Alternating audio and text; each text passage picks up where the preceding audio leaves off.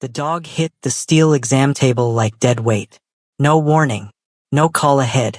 Just 3 men shoving through the clinic's glass door at 2:47 in the morning. Soaking wet, carrying a limp black shepherd wrapped in a bloody jacket. Selim Adissa didn't ask questions. He was already pulling on gloves before the first man's mouth opened. He got hit. We don't know how bad. The voice was low, controlled, the kind of calm that only comes from a man who has seen much worse and survived it. Selim pressed 2 fingers against the dog's ribcage. Faint pulse, labored breathing, left rear leg twisted at a wrong angle. Possible internal bleeding. He moved fast, flipping on the overhead light, calling back to the supply shelf without looking, muscle memory doing the work while his brain ran the checklist. 3 men stood back against the wall. They didn't hover. They didn't panic. That was the first thing Selim noticed. Most people fall apart when their animal is dying. They grab your arm. They ask the same question 4 times. They cry before there's even a reason to cry. These 3 just stood there, watching, giving him room, like they understood that the best thing they could do right now was stay out of the way. Selim had been the only one on the night shift for 6 hours. His supervisor went home sick. The front desk volunteer left at midnight. It was just him, the hum of the fluorescent lights, and the rain hammering the roof. Now this. He cut open the jacket around the dog's torso and stopped. The smell hit him first. Not blood, not wet fur, something else. Something that moved through the air and settled at the back of his throat like warm cedar and dark rain, and something he had no clean word for. His hands kept working. His mind registered the smell and filed it away under things to think about later. You the owner? Selim didn't look up. Yes. One answer. 3 men. Selim glanced up for just a second. They were identical. Not similar. Not close. Identical, same jaw, same height, same stillness. 3 versions of the same man, standing shoulder to shoulder in his small clinic at 3 in the morning, wearing dark clothing with rain still dripping off the edges of their sleeves. His hands did not stop moving. I need you to stay back. All of you. This is going to take time and I need space. The one closest to the table, slight difference, faint scar through his left brow, gave a short nod. No argument. He stepped back half a step and motioned to the others with 2 fingers. They all moved. That was the second thing Selim noticed. 1 word from one of them and all 3 adjusted without a sound. He didn't have time to think about what that meant. The shepherd's oxygen levels were dropping. Selim worked for the next 40 minutes with the focused silence of someone who did not allow themselves the luxury of fear during a crisis. He was 26 years old and had been working emergency veterinary shifts since he was 22. He knew how to separate feeling from function. He knew how to move through panic without showing it. But the smell in that room was doing something to him. Every few minutes it rolled through the air again. Warm, dense, layered. His omega biology registered it before his brain did. A low hum behind his sternum that he pressed down hard every time it rose. Not now. Not here. He sutured the internal tear. He stabilized the leg. He pushed fluids and monitored breathing and adjusted the 4-line twice. By the time the dog's vitals leveled out, Selim's back ached and his hands had a faint tremor from the concentration. He stripped off the top pair of gloves and exhaled slow. He's stable. The shift in the room was immediate. Not loud. Not dramatic. Just a collective release of held breath from 3 men who had been perfectly still for 40 straight minutes. The one with the scar pressed a hand flat against the wall like he needed a second. Selim turned to face them properly for the first time.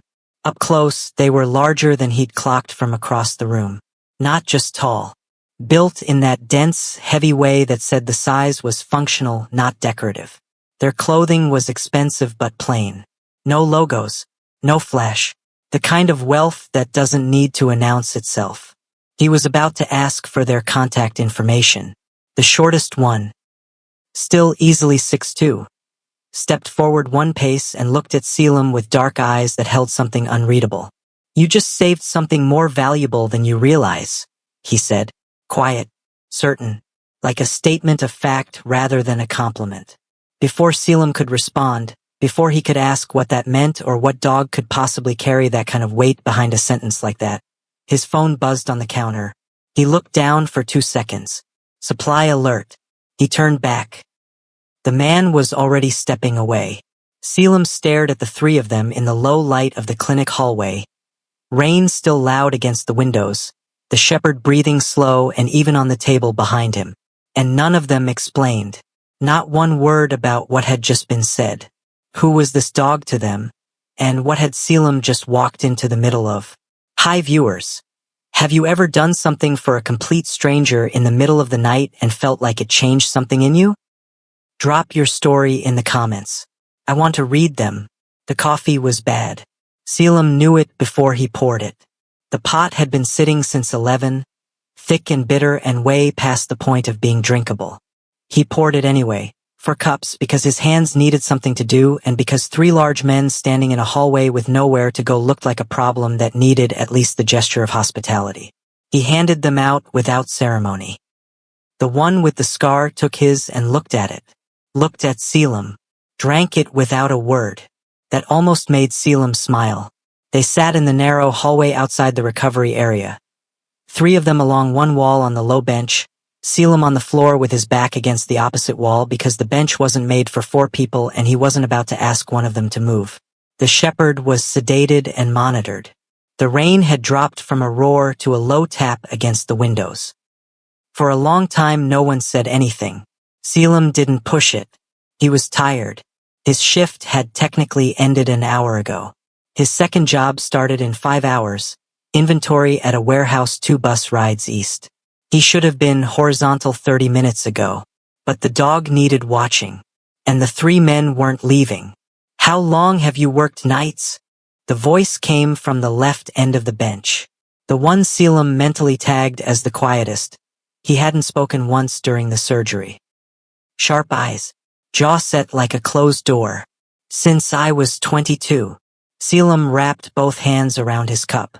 Night shifts pay 30% more. You do this alone? Most nights. A beat of silence. That doesn't bother you? Selim thought about that honestly. It did the first year. Now it's just the job. The man in the middle leaned forward, elbows on his knees. He had a different energy from the other 2. Not warmer exactly, but more open. Like he'd made a decision somewhere in the last hour to stop being guarded.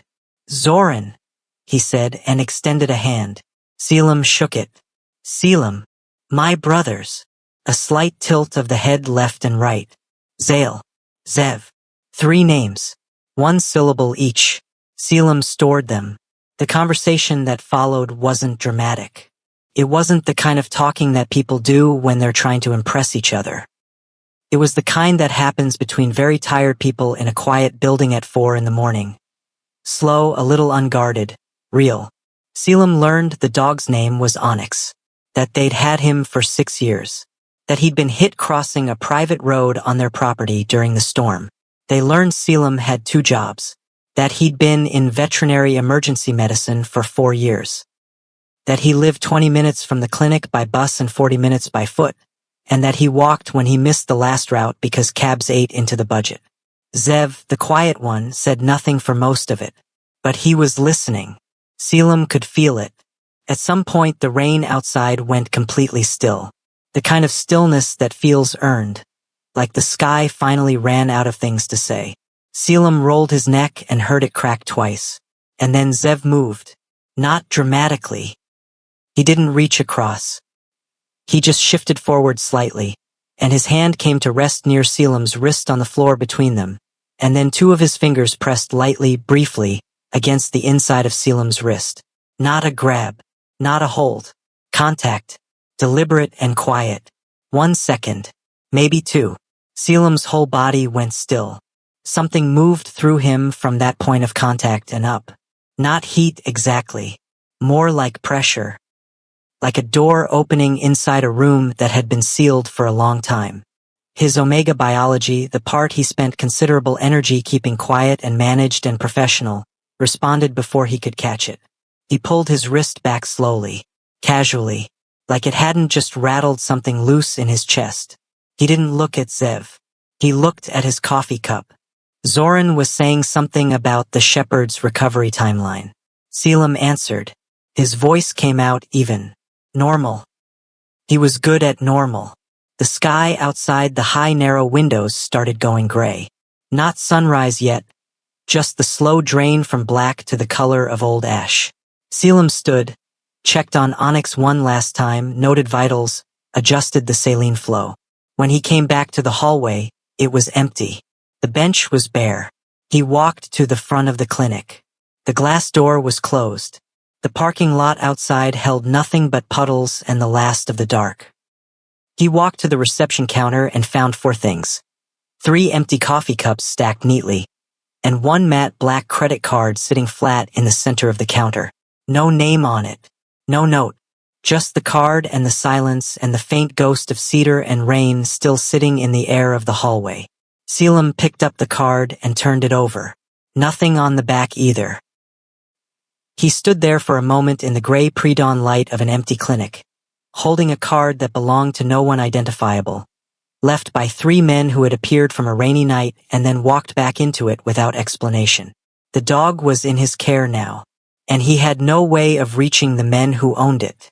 Who were they? And what exactly had they just left behind? The nausea hit on a Tuesday. It wasn't dramatic at first, just a wave, low, rolling, manageable. That came in around the 3rd hour of Selim's morning shift. He set down the chart he was holding, breathed through his nose, and waited for it to pass. Passed. He went back to work. Came back Wednesday. Stronger. Then Thursday. Then it wasn't just nausea anymore. It was fatigue that sleep didn't fix. It was food smells hitting wrong.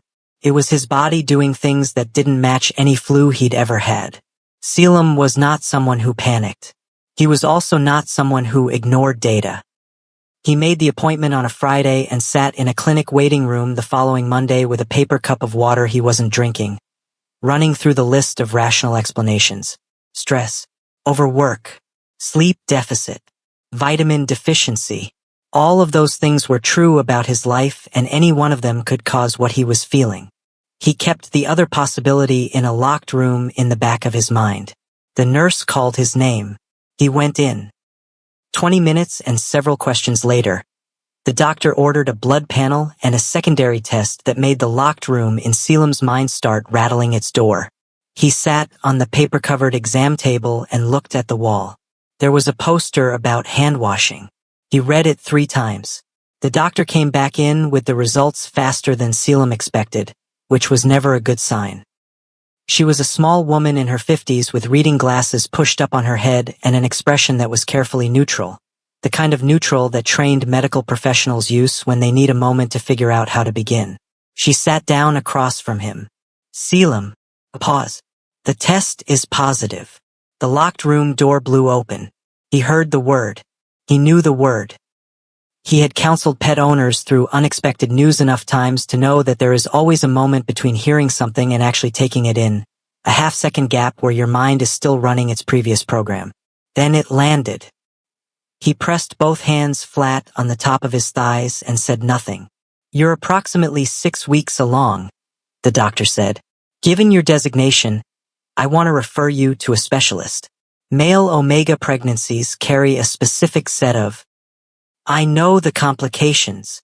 His voice came out steady. He was grateful for that. I work in medicine. She nodded. She gave him space. He sat with it. 6 weeks back. The rainy night. The clinic. The coffee that tasted like burned rubber. 3 men sitting in a hallway. The quiet that fell over all of them like something shared. The warmth that shouldn't have been there. He had told himself it wasn't what it felt like. He had convinced himself for 6 weeks that nothing had really happened, that the chemistry had been one-sided, biological noise, the body reacting to high-concentration alpha pheromones the way it sometimes did without consent or reason or consequence. He had been wrong. The doctor was still talking. Something about the genetic panel, about the blood markers, about the way male omega pregnancies required additional screening due to the rare nature of the chromosomal She stopped mid-sentence. Selim looked up. She was looking at the screen with an expression that wasn't neutral anymore. It was something closer to confused. She pushed her glasses down from the top of her head and leaned toward the monitor. She looked at the results, looked at Selim, looked back at the screen. The silence in the room stretched long enough to become its own kind of answer. She finally turned to face him fully, and her voice dropped to something careful and measured when she said it. This baby carries 3 alpha genetic signatures. Selim did not move. The hand-washing poster was still on the wall. He read it a 4th time. He told no one. That was the decision Selim made in the parking lot of the medical clinic, sitting on a bench with his paper cup of water and the afternoon sun pressing down on the back of his neck. He sat there for 22 minutes. He did the math, not emotional math, practical math. What he had, what he made, what this was going to cost in time, in money, in exposure. Then he stood up, took the bus back across town, and picked up his evening shift. The weeks that followed had a specific shape. He bought 2 sizes up in hoodies. Dark-colored, loose through the middle, the kind that read as just a man who runs cold rather than a man with anything to hide. He was good at dressing for invisibility, had been for years, long before this. The clinic's break room ran warm. He used that as cover for the weeks he needed it. He picked up extra shifts where he could. Covered for Marcus on weekends. Took the overflow calls from the after-hours line when Dina had her procedure and needed 2 weeks of light duty. He told himself it was helping out. It was also building the account. Because male omega pregnancies did not come cheap. The specialist appointments alone ran 3 times the cost of standard prenatal care. The supplemental hormones. The additional scans. The dietary adjustments. The fact that his current insurance plan had a cap on omega-specific coverage that he'd never had a reason to pay close attention to before. He paid close attention now. The fatigue hit hardest in week 10. There were 3 nights that month where Selim sat on the edge of his bed after a double shift and genuinely could not remember taking off his shoes. And yet there they were, neatly placed at the foot of the bed, which meant he'd done it on autopilot and his body had simply decided not to log the memory. He ate. He slept when he could. He kept the apartment at 68 degrees because cold helped with the nausea and the landlord had stopped charging extra for the electric after Selim fixed the unit's thermostat issue himself and saved the man a $400 repair call. Small things. He had always survived on small things adding up. But the fear was there too. Not always loud. Not always in his face. Mostly it came at night. When the clinic was quiet and the only sound was the monitors and the soft breathing of sedated animals and his own mind moving through the same question it kept circling back to like a tongue against a sore tooth. Who were the Voron triplets? He had the name from the credit card. Not from the card itself. It held no name. But from the bank line that showed on his clinic system when the auto charge for Onyx's emergency care had processed 2 days after that night. A holding account. Corporate structure. Voron Holdings LLC. He typed the name into a search on his phone during a slow overnight. He wished he hadn't. The results came back fast and thick and wide. Not a business page. Not a local enterprise. International coverage. Financial press, crime reports, 3 separate investigative pieces from outlets Selim recognized. 2 that he didn't but whose sourcing looked solid. The Voron name sat at the intersection of legitimate empire and the kind of enterprise that didn't appear in press releases. Real estate, private security contracts, shipping, and underneath it all, the kind of language that journalists used when they couldn't directly say what they meant but needed to say it anyway. Selim read until his hands went cold. Then he set his phone face down on the counter and checked on his patients. He went home at 6 a.m., changed, lay down. Stared at the ceiling. His hand moved to the small, still flat curve of his lower abdomen. The specialist had said the baby's development was on track. Healthy. Strong markers. Nothing to flag clinically. 3 alpha signatures. 3 men who moved like they owned whatever room they walked into. 3 men who had sat in his hallway and drunk terrible coffee and left behind a black card and no explanation. Three men who were apparently connected to more power and more danger than Selim had any business being near. His child's fathers. He pressed his palm flat and let himself feel it. Not the fear, which was always there, but the other thing underneath it. The thing that was quieter and more stubborn and refused to be reasoned out of him no matter how many news articles he read. "I don't know who your fathers really are," he said to the ceiling, to the small life barely making itself known yet beneath his hand. His voice was low, even, certain. "But I'll protect you." He meant it in every way a person can mean a thing. And somewhere across the city, in a world Selim hadn't been meant to touch, the men who didn't know he existed were about to start asking questions they couldn't stop asking. The shepherd was fully recovered. Onyx moved through the east corridor of the Voron estate like he owned the floor, which, by the logic of the house, he mostly did. 6 years of being in that space had given him an authority over the geography that the staff respected and the security team had simply stopped fighting. He went where he wanted. He slept where the morning light landed. He answered to his name when it suited him. Zoran watched the dog pace the length of the corridor and felt something loosen in his chest that he hadn't realized was tight. "He walks clean," Zale said from the doorway, arms crossed, watching the same thing. "No limp." Zoran nodded. "Good." The veterinarian had done thorough work. More than thorough. The internal repair had been precise. Zoran had sent the records to their private medical consultant the following day, and the response had come back with a single line. Whoever did this knew exactly what they were doing. He thought about that. About the clinic. About the single figure who had been there alone in the middle of the night, already moving before the door was fully open. "You're thinking about him again." Zale hadn't moved from the doorway. Zoran said nothing. "You've been doing it since we got back." Zale pushed off the frame and came into the corridor. "Both of you." From the far end of the hall, Zev looked up from the chair he'd been reading in for the last hour without turning a page. That was answer enough. They didn't talk about it directly at first. That wasn't how the three of them operated. They processed in parallel, each one turning the same information over alone until the edges were worn enough to discuss. It had been that way their entire lives. Three men who shared genetics and history and, in moments they didn't examine too closely, something else. A current between them that had no clean name. It had activated in that clinic. All three of them knew it. "He works 2 jobs, Zoran said finally. Not to start an argument. Just to say it out loud to people who already knew. "And covers night shifts alone," Zev said from down the hall. "Medical expense level suggests no secondary support." Zale's voice was flat the way it got when he was masking an emotional register he didn't want visible. No family listed in the area. They had not gone looking for that information casually. Zoran wasn't going to pretend otherwise.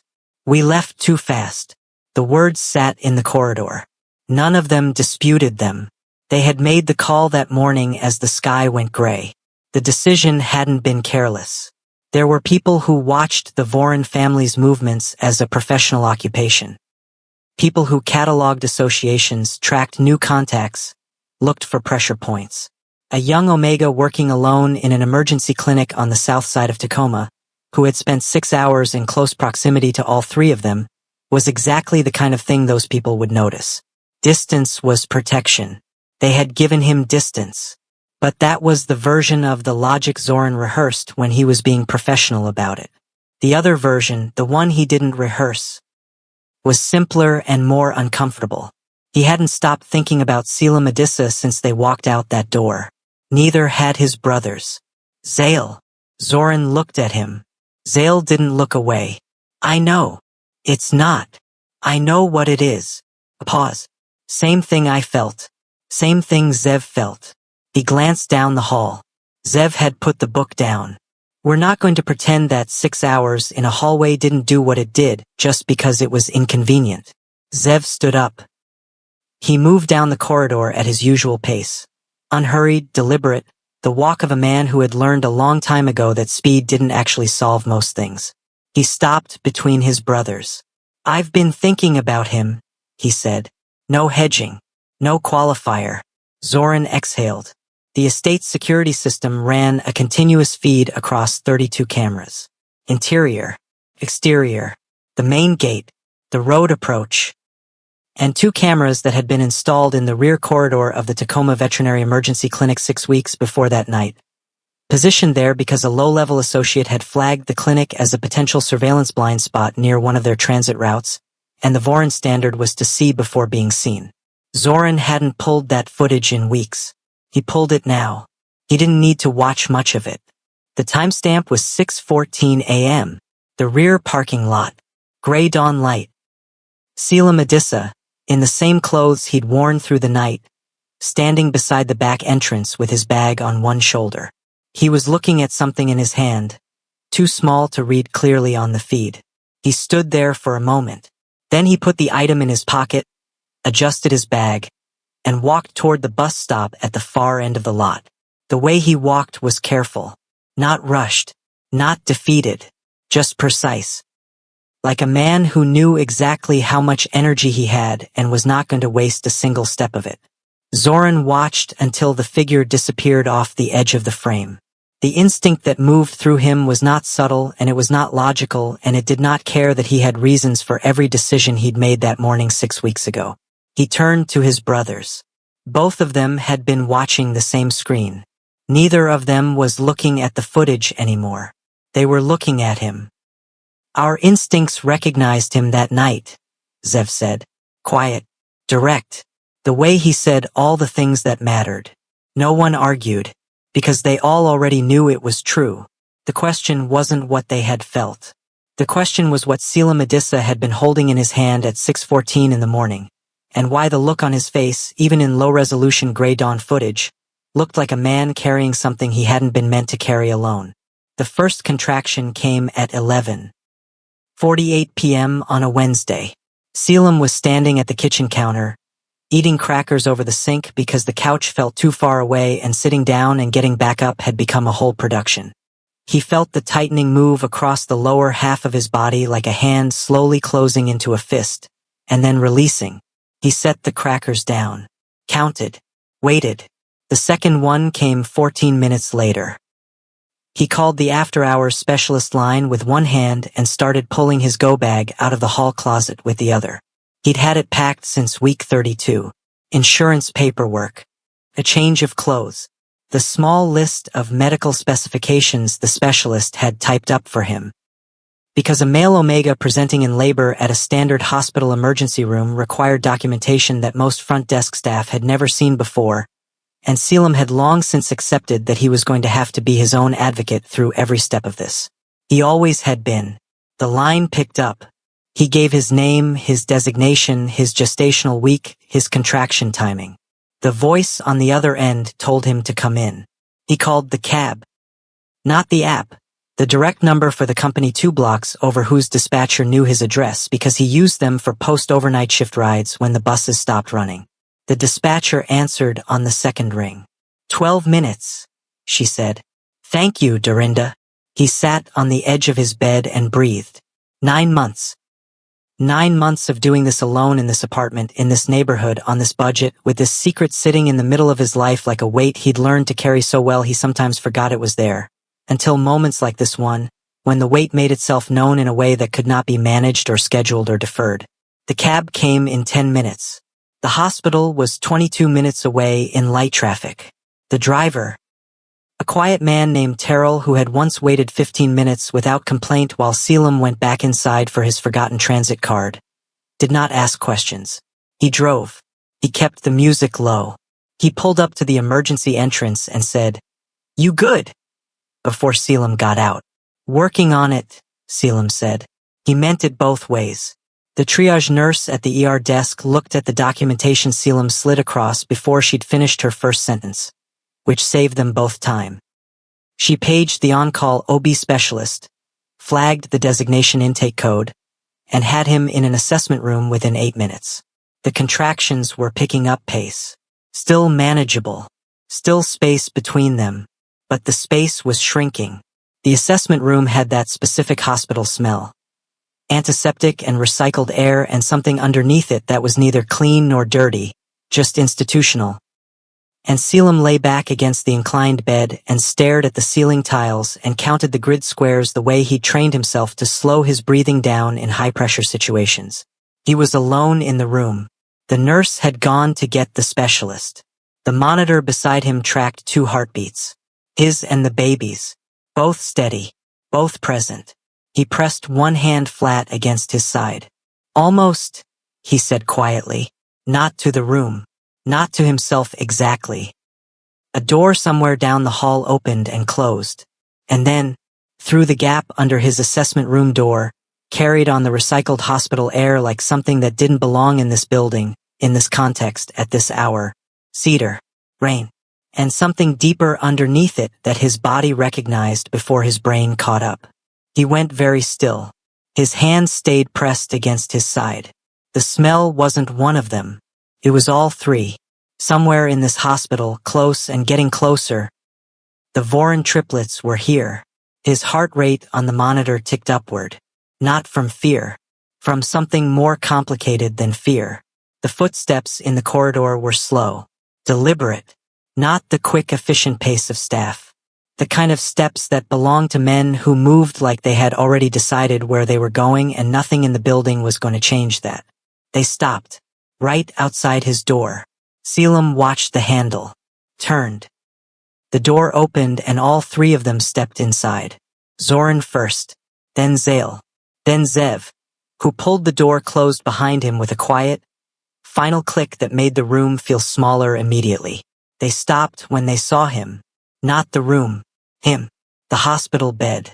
The monitors. The unmistakable round shape beneath the thin blanket that no amount of overhead lighting or clinical distance could make ambiguous. 9 months of evidence, right there, in a room none of them had been supposed to find. Zoran's face did something complicated that he didn't finish processing in front of anyone. Zale stood absolutely still. The kind of still that meant he was containing something very large behind a very thin wall. Zev just looked at Selim. Directly. Without flinching. For a moment. Maybe 5 seconds, maybe 10, it was hard to measure. Nobody said a single word. The monitors kept tracking. 2 heartbeats. Steady. Selim was the one who broke the silence. How did you find me? His voice came out level. Not hostile. Not afraid. The voice of a man who had spent 9 months preparing for a version of this conversation and still wasn't sure any preparation was going to be enough. Hospital system flagged a male Omega high-risk labor admit. Zale's voice was tight. We have a contact. You monitor hospital admissions. We monitor a lot of things. He paused. We weren't monitoring you specifically. That's meant to make me feel better? Zale said nothing. Zoran moved first. Not toward Selim, just away from the door. One slow step that brought him to the side of the room like a man trying to take up less space than his size allowed. He looked at the monitors. Looked at the numbers. Looked at the second heartbeat tracing its line across the screen. How long? He said. Not a question exactly. More like a man trying to orient himself to information that was rearranging everything. 9 months. Selim held his gaze.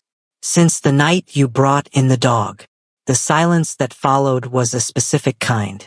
The kind that fills up with things people aren't saying yet because they haven't decided which truth to start with.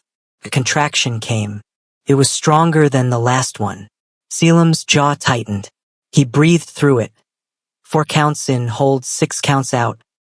And kept his eyes on the ceiling for the 12 seconds it lasted. When it released, he lowered his gaze and found all 3 of them watching him with expressions that had cracked open somewhere in those 12 seconds. Zoran had taken another step forward without seeming to notice he'd done it. Zev was at the foot of the bed. You went through all of this alone, Zev said. Yes. 9 months. That's what I said. Zev didn't look away. That wasn't a question. That was me understanding what I'm looking at. The door behind them opened. The OB specialist, Dr. McKenna Osei, coming in brisk and efficient with a tablet and a tone that said she'd seen unexpected things in labor rooms before and was not going to slow down for this one. She assessed the room in a single sweep, clocked the 3 large men and their collective effect, and moved past it entirely. Selim, contractions are at 7 minutes. She looked at the monitors. We're going to do a cervical assessment. Are these? A brief glance at the three men. Staying? Selim looked at them. He hadn't decided yet, but Zev answered before he could. We're staying. No request in it. No aggression. Just the quiet certainty of a man who was not going to be on the other side of that door. Dr. Osei looked at Selim.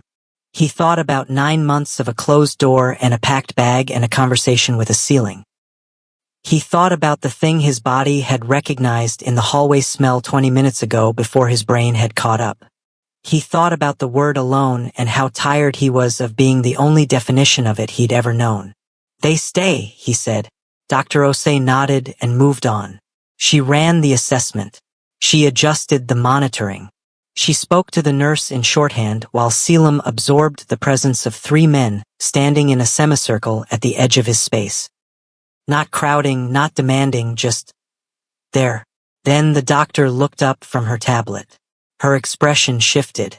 Selim. She kept her voice clinical, professional, but there was something underneath it. I need to flag something in the genetic scan we ran on intake. A pause. Measured. Careful. This baby carries 3 distinct alpha markers. The room went completely quiet. 3 sets of eyes moved from the doctor to Selim to each other. Zoran's mouth opened, closed, opened again. 3, he said. 3 confirmed alpha signatures, Dr. Osei said. It's extremely rare. I've only seen documentation of it twice in my career. Zale made a sound that wasn't a word. Low. Something like the noise a man makes when the floor shifts under him and he's deciding whether to reach for something or just let himself fall. The next contraction hit before anyone could speak again. Longer this time, harder, rolling through Selim's body with an insistence that said the baby had its own timeline and had no interest in the conversation happening in the room. And then, beneath the sound of the monitors and the machinery in Selim's controlled breathing and the weight of what had just been confirmed out loud for the first time in 9 months, the baby cried. One sound, clear and sharp and entirely new. Dr. Osei moved. The nurse moved. And the room compressed into the single pure chaos of arrival, of a new person entering a world that was not ready for them and did not need to be. 7 minutes later, Selim held his son for the first time. The baby was small and red and furious about existing and perfect in that specific way that made everything else in the room go blurry at the edges. Zoran stepped forward slowly and held out both hands. Not grabbing, not demanding, just offering. Selim looked at him for a long moment. Then he placed the baby carefully in Zoran's arms. The baby stopped crying. Just like that. 1 second, wailing. The next, silence. Small face turned inward. Tiny fist uncurled. Zoran stood there holding his son and did not move and did not speak, and the look on his face was the most unguarded thing Selim had ever seen on another human being. That matters. Pause on that. Because a man who rules an empire, a man whose name makes other men step back, was standing in a hospital room with a newborn in his arms and nothing in his expression except something that looked like wonder. Zale held the baby for 4 minutes. He didn't say anything. He stood near the window, the baby against his chest, and stared down at the small face with the focused intensity he usually reserved for things that required solutions. But this wasn't a problem. His jaw was loose. His shoulders were down. Every defensive line his body knew how to hold had released. Then Zev took the baby. He sat down in the chair beside the bed. He held the baby the way someone holds something they are afraid of damaging, careful and present and fully committed to the weight of it. The baby's small fingers found the edge of Zev's thumb and closed around it. Zev didn't look up for a while. When he did, his eyes were dark and quiet and direct, and he looked at Selim like a man arriving somewhere after a very long time away. Selim was watching all 3 of them. He was exhausted in the way that runs all the way down to the bone, the kind that sleep doesn't fully reach. But he was watching. He was always watching. It was how he had survived this long. He watched the baby respond to each of them. Not the same way with strangers. Not the stiff, searching alertness of a newborn encountering an unfamiliar presence. This was something else. Something that looked like recognition. The baby settled against each of them in turn with the comfort of a creature that had been waiting to meet something it already knew was coming. Omega Alpha biology. The bond didn't require introductions. Zoran was the one who finally broke the quiet. He had moved to the side of the bed. Not at the foot. Not at a distance. He crouched down so that he was below Selim's eye level. A deliberate choice, a man making himself smaller on purpose. And when he spoke, his voice was low enough that it didn't reach the hallway. Why didn't you tell us? The question landed clean. No accusation in it. No performance of hurt. Just a man asking a real question and waiting for a real answer. Selim looked at him for a moment. He had run this conversation in his head before. Different versions. Different rooms. Different versions of himself who were braver or angrier or more broken than the version sitting here right now. He had drafted the sharp answer. The cold answer. The answer that kept the wall up. But he was tired. And the wall had cost him something. Because powerful men like you don't stay, Selim said. Flat. Honest. No apology behind it. Zoran didn't flinch. Who told you that? No one had to. A beat of silence. You looked us up, Zoran said. Not accusatory. Just following the logic. Voron Holdings. 3 investigative pieces. A criminal enterprise that spans 4 countries. Selim held his gaze. What was I supposed to think? That we might surprise you. Men with that kind of power don't usually bother. Zoran was quiet for a moment. Then, you're right that most don't. He looked at the baby in Zev's arms. Looked back at Selim. We're not most. Selim didn't answer right away. Because he wanted to believe it. That was the problem. He had wanted to believe it from the first hour in the clinic hallway. And that wanting was exactly the thing he'd spent 9 months being careful about. Wanting something from men like this was how people got broken. He had a child now. He could not afford to get broken. Zale came away from the window. He moved to the other side of the bed and stood with his hands in his pockets and his jaw set and his eyes on the middle distance the way he did when he was working through something he didn't have clean language for yet. We left because you were in danger, he said. That's not an excuse. That's what happened. There are people who watch our movements specifically for soft targets. People we interact with, people who could be used against us. We made a call that morning. We thought it was the right one. He looked at Selim then. Direct. We were wrong about what it would cost you. The baby made a small sound. Not a cry. Just a sound. Like punctuation. Zev looked down at the small face and said, He knows we're here. He's been around your scent since before he was born, Selim said. Quiet. Not soft, just true. He recognized you the second you walked into that room. Zale turned his head. Before we walked in? The hallway.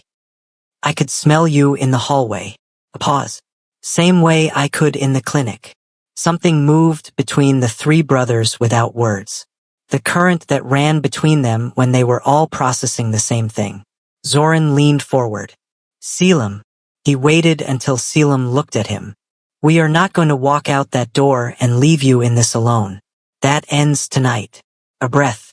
That's not a negotiation. That's not a condition. That's just what's true. Selim looked at him for a long moment. Then he looked at his son. At the small sleeping face pressed against Zev's chest. At the 4 fingers still wrapped around Zev's thumb. At the peaceful absolute trust of a creature who hadn't learned yet to be afraid of what the world did to people who trusted. He thought about every night in that apartment. Every double shift. Every hour he'd spent calculating how much protection he could build out of willpower and stubbornness and sheer refusal to ask for what he needed. He thought about the word alone again, and how heavy it had gotten. He looked back at Zoran. Don't make promises here that you can't keep outside this room. Zoran held his gaze without blinking. Then come outside the room, he said, and we'll show you. The security alert came at 4:17 a.m. Zale saw it first. His phone lit up on the windowsill where he'd set it. face down, silent, the way he always left it in rooms that needed quiet. He looked at the screen, looked at his brothers, said nothing out loud. He didn't need to. Zoran was already moving toward him. The message was 3 lines. Their head of security, a man named Theron Briggs, who did not send alerts at 4 a.m. for anything below a specific threshold, had flagged movement. 2 vehicles, unregistered, running dark plates, stopped half a block from the hospital's east entrance. Signal jammers in the area had gone up in the last 20 minutes, which meant phones in a 2-block radius were running slow or dropping calls. This was not coincidence. Someone knew. Zoran read the screen. His face stayed completely still, which was the version of his face that meant he was doing the kind of thinking that other men's panic interfered with. Selim was awake. He had been watching them from the bed since Zale's phone lit up, tracking the shift in the room the way he tracked everything, quietly and without drama. The baby was in the hospital bassinet now, sleeping on his back, small chest rising and falling with a rhythm that made the monitor numbers run green and steady. "Something's wrong," Selim said. "Not a question." "Something is being handled," Zoran said. "Those are different things. This one happens to be both." Selim looked at the 3 of them, at the way Zale had moved to the door, at the way Zev had shifted, imperceptibly to most people, visible to anyone paying attention, to a position that put him between the bassinet and the room's only window. "They know about the baby," Selim said. Silence. That was the answer. He felt it move through him. Not panic, not collapse, but something colder and more focused. The part of him that had kept a packed bag since week 32. The part that had always been ready because ready was the only option available when you did things alone. "How long have they known?" "We don't know yet," Zale said from the door. "Possibly since tonight. Possibly longer. The hospital admission. It's the most likely point." Selim nodded once. He looked at his son sleeping in the bassinet. He thought about the drive here. About Terrell asking, "You good?" About every single choice he'd made over the last 9 months that had been designed to keep this life safe, and about how safety, it turned out, was not something that could be built entirely by one person in an apartment with a locked door and a budget and a stubborn refusal to need help. "What do you need to do?" he asked. Zoran turned to look at him. Something in his expression shifted. "Theron is already at the east entrance with 4 of our people." He paused. "We need to move you." "When?" "Now." Selim looked at the baby. "He's 6 hours old." "I know. A beat." "He's also the heir to everything we have," Zoran said quietly. "And there are people in the parking lot right now who know that. They learned something tonight that changes the math for them." He looked at Selim directly. "Which means the math changes for us too." Zale had his phone to his ear. Low, rapid conversation with someone on the other end. Zev crossed the room, not fast, not rushed, and picked up the baby from the bassinet with the same careful, deliberate grip he'd used an hour ago. The baby stirred but didn't wake. Zev looked at Selim. "We have him," he said. "Simple." "Sure." Selim stood up. His body registered the objection. 9 months of carrying and 6 hours since labor and every muscle below his waist filing a formal complaint. But he stood up and stood straight because this was not the moment to be anything other than present and on his feet. He looked at Zale by the door. "How many people do you have outside?" "Enough." "That's not a number." 8 on site, 6 more on approach. Theron runs 12-person teams. A pause. "It's enough." Selim nodded. Dr. Osei appeared in the doorway behind Zale, having been notified by the nursing staff that something was in motion. She looked at the room.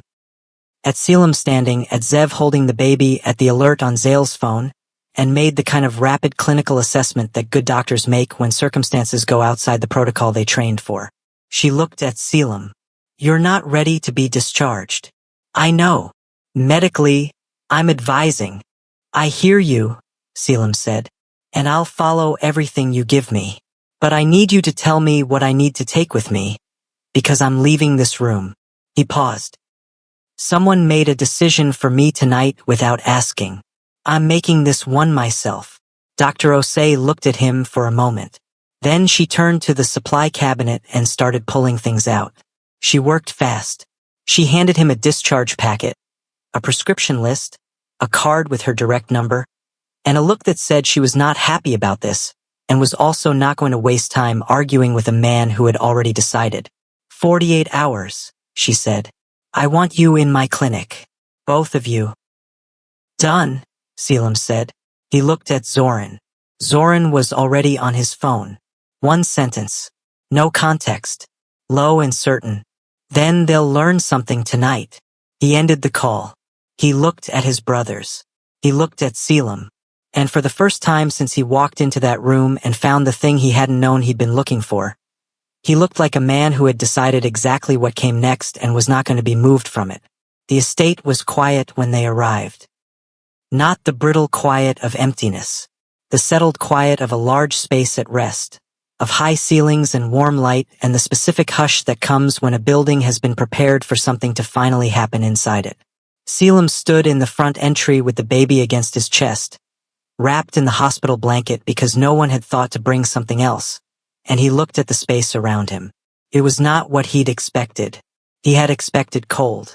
Marble. The kind of interior that announces wealth by making you feel small inside it.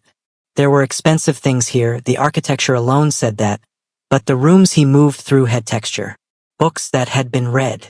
A chair near a window with a worn armrest. A kitchen that smelled of actual cooking from earlier in the day. It felt like somewhere people lived, not just existed. Zoran showed him to a room on the second floor that had been prepared quickly but carefully. A bed turned down, the temperature adjusted, a bassinet near the window that Selim had not been consulted on but which was the right height and the right model and had clearly not been pulled from a storage room. Someone had thought about this. Before tonight. He looked at the bassinet and then at Zoran. Zoran said nothing for a moment. Then, we've been thinking about you since March. Selim set the baby down slowly, adjusted the blanket, watched the small face settle back into sleep. You could have found me, Selim said. Yes. Why didn't you? Zoran leaned against the doorframe. He looked tired in the way people look when they've been moving on adrenaline for hours and the adrenaline is finally stepping back. Because finding you meant bringing you into this. He gestured broadly, at the estate, at the life it represented, at everything it came attached to. And you hadn't asked for this. You hadn't signed up for what it means to be close to us. We thought staying away was protecting you. You were wrong. Yes. No hesitation. We were wrong. Selim looked at him for a moment. Then he sat on the edge of the bed and let himself be tired. Let the weight of the last 9 months settle into his shoulders without fighting it for the first time since this started. The room was warm. The baby was breathing. The 3 men who had walked out of a rainy night and into his life and left something permanent behind were now standing in a house that could hold all of it. The danger and the damage and the possibility and whatever came next. In the days that followed, the estate adjusted. Not dramatically. Not all at once. In the small ways that spaces change when they're asked to hold something new. Zale, who moved through the world like every room was a board meeting, started coming down to the kitchen at 6 a.m. because that was when the baby was most awake and he had decided, without announcing it, that he was going to be there for that hour. He held the baby with the same focused attention he gave everything. He talked to him low, specific, like briefing someone about nothing in particular. The weather, the news, the names of the rooms in the house. The baby watched his face with the absolute concentration of someone receiving important information. Zoran cooked badly but persistently. He looked up recipes on his phone and executed them with the same determination he brought to complicated negotiations, which meant the results were technically accurate but occasionally aggressive. The eggs were always slightly overdone. The soup was always slightly too much of everything. But the kitchen smelled good and he was there every morning, in the same worn gray shirt, trying. Selim ate every meal. He told himself it was just practical. Postpartum recovery required nutrition. That was a medical fact. It had nothing to do with the way the kitchen felt different when someone else was in it. Zev was quiet the way he'd always been, but his quietness had a different quality now. It filled rooms rather than emptying them. He would sit near wherever the baby was.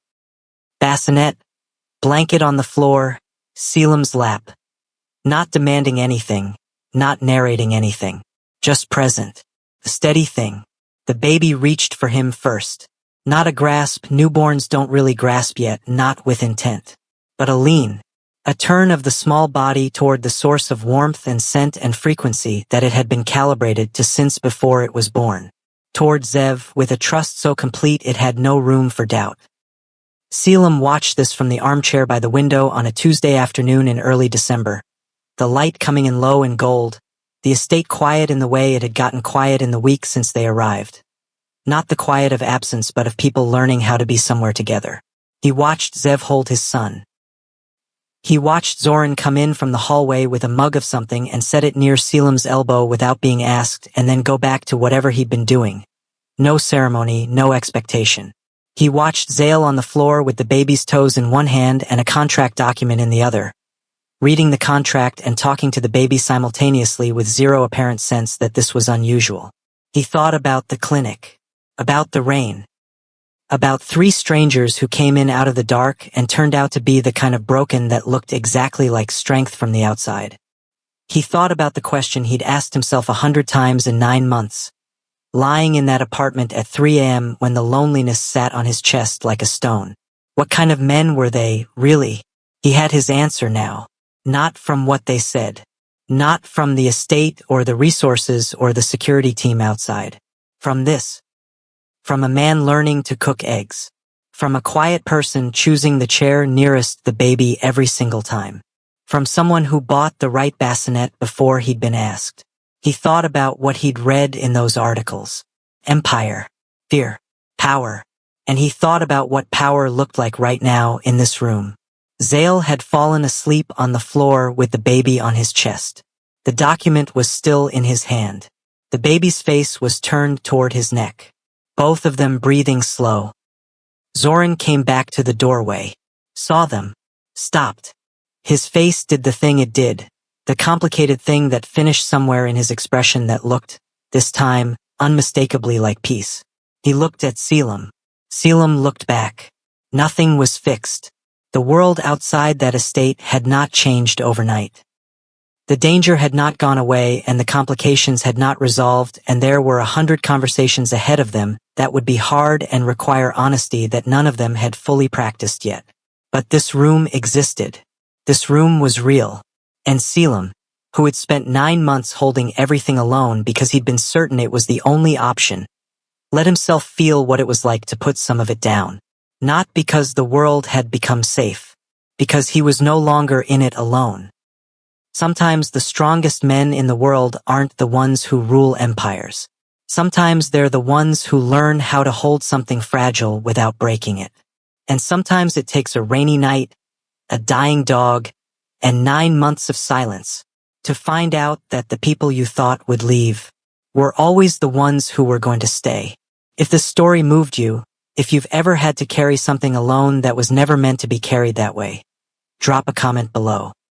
Your words matter here, and if you want more stories about love, survival, and people choosing each other when it costs them something real, subscribe and turn on notifications.